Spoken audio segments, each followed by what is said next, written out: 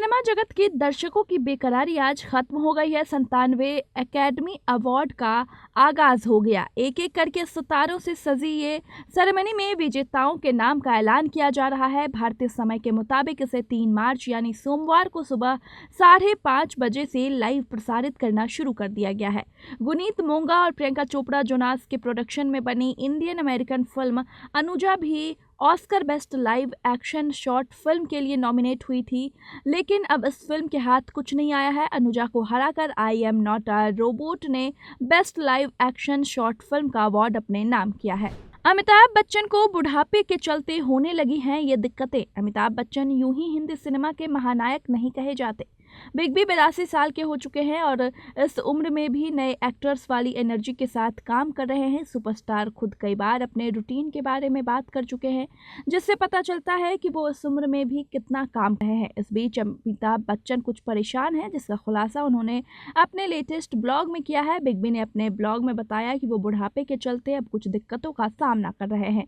उन्होंने इन दिक्कतों को लेकर चिंता व्यक्त की है। अमिताभ अपने ब्लॉग में लिखते हैं, मीटिंग्स और मीटिंग्स, जो काम आने वाला है उसके लिए भी और जो चल रहा है उसके लिए भी ये एक बड़ा चैलेंज बन जाता है। चैलेंज ये कि कौन सा प्रोजेक्ट लिया जाए और किसे प्यार से मना किया जाए। सनम तेरी कसम की री रिलीज की सफलता के बाद दीपक मुकुट अब 2017 में रिलीज हुई फिल्म शादी में जरूर आना को सिनेमाघरों में वापस लाने के लिए तैयार है। बॉलीवुड फिल्म में राजकुमार राव और कृति खरबंदा मुख्य भूमिकाओं में नजर आए थे, जबकि के रैना, अलका अमीन, गोविंद नामदेव और मनोज फावा ने सहायक भूमिका निभाई थी। रणवीर इलाहाबादिया और समय रैना पर भड़के शेखर सुमन। अभिनेता शेखर सुमन ने समय रैना के शो इंडियाज गॉट लेजेंड पर उनके विवादास्पद मजाक के लिए यूट्यूबर को जमकर लताड़ लगाई है। इस पूरे मामले पर विवाद थमने का नाम ही नहीं ले रहा है।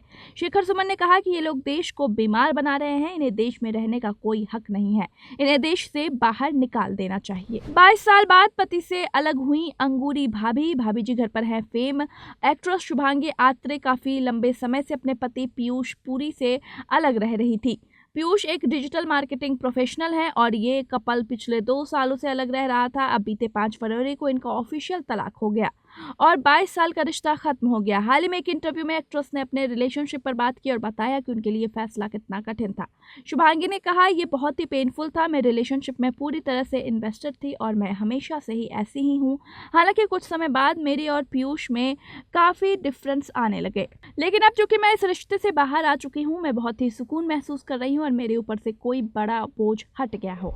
संजय दत्त संग रिश्ते में दूरियों का शत्रुघ्न सिन्हा को होता है मलाल। शत्रुघ्न सिन्हा इकलौते ऐसे स्टार है जिनके खामोश कहने पर लोग खुश होते हैं। फिल्मी करियर में एक्टर की एक्टिंग और डायलॉग डिलीवरी की खूब तारीफ होती है। अब उन्होंने संजय दत्त संग अपनी दोस्ती पर खुलकर बात की। इस दौरान एक्टर ने कुछ ऐसा कह दिया है जिससे दोनों के बीच की नाराजगी का अंदाजा लग गया है। ई टाइम्स की रिपोर्ट के मुताबिक बॉलीवुड अभिनेता संजय दत्त जेल से बाहर आने के बाद सबसे पहले उनके घर आए थे। इस बारे में उन्होंने कहा, जेल से बाहर आते ही संजय मेरे घर आए और उसके बाद हम सभी राजन लाल के घर मिले, लेकिन फिर अचानक संजय के साथ शत्रुघ्न के रिश्ते में बदलाव आ गया। बेटे टाइगर श्रॉफ के बर्थडे पर जैकी श्रॉफ ने लुटाया प्यार। एक्शन और डांस स्टाइल के लिए टाइगर श्रॉफ जाने जाते हैं। हीरोपंती, बागी, छोटे मियां, बड़े मियां, स्टूडेंट ऑफ द ईयर 2 जैसे ही कई हिट फिल्मों में काम कर चुके हैं। 2 मार्च को अभिनेता अपना 35वां जन्मदिन सेलिब्रेट कर रहे थे। बर्थडे के खास मौके पर उनके पिता और एक्टर जैकी श्रॉफ ने बचपन की फोटोज शेयर कर उन्हें जन्मदिन की शुभकामनाएं दी। दिग्गज अभिनेता जैकी श्रॉफ ने एक फोटोशूट शेयर किया जिसमें दोनों एक दूसरे की तरफ पीठ करके बैठे हुए बाप बेटी की जोड़ी को एक साथ देखकर सोशल मीडिया ने जमकर प्यार लुटाया है। इसके अलावा टाइगर श्रॉफ ने बचपन की तस्वीरों को भी जैकी श्रॉफ ने इंस्टाग्राम पर शेयर किया है। कार्तिक आर्यन की वजह से टली सारा अली खान की मेट्रो इन दिनों की रिलीज। आदित्य रॉय कपूर और सारा अली खान स्टारर मेट्रो इन दिनों बॉलीवुड की मोस्ट अवेटेड फिल्मों में से एक है। फिल्म को अनुराग बसु ने डायरेक्ट किया है और दर्शक काफी समय से फिल्म के बड़े पर्दे पर आने का इंतजार कर रहे हैं, लेकिन ताज़ा अपडेट से ऐसा लगता है कि निर्माता रोमांटिक फिल्म पर पूरा ध्यान देने के इच्छुक नहीं है। जी हाँ, हाल ही में अनुराग बसु ने अपने रोमांटिक प्रोजेक्ट की घोषणा की थी जिसमें कार्तिक आर्यन और श्रीलीला नजर आने वाले हैं। इस फिल्म का टाइटल अभी तक रिलीज नहीं हुआ है, लेकिन अस्थायी रूप से इसे आशिकी 3 बुलाया जा रहा है। रिपोर्ट्स की माने तो कार्तिक आर्यन की इस फिल्म की वजह से मेट्रो इन दिनों के कथित तौर पर एक बार फिर देरी हो गई है। मीका सिंह के कमेंट के बाद बिपाशा बसु ने दिया तगड़ा जवाब। बिपाशा बसु और मीका सिंह के बीच इस समय जुबानी जंग चालू हो गई है। साल 2020 में एक्ट्रेस आखिरी बार डेंजरस में नजर आई थी।